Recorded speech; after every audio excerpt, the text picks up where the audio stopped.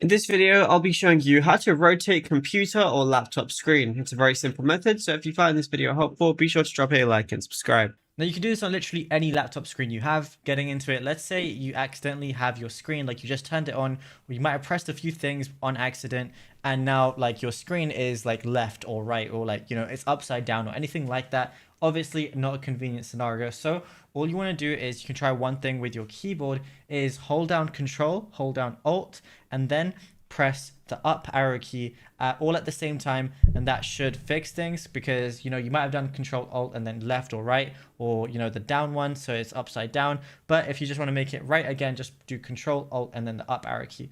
If that still doesn't work, all you got to do is right click, go to display settings right here, and then you just want to locate the actual monitor that it's doing this with. Then from here, just go to display orientation and just make sure it's landscape instead of landscape flipped or portrait or anything like that. But it's as simple as that. Now, if you found this video helpful, be sure to drop a like and subscribe, and also let us know in the comments what more tutorials you would want from this channel in the future.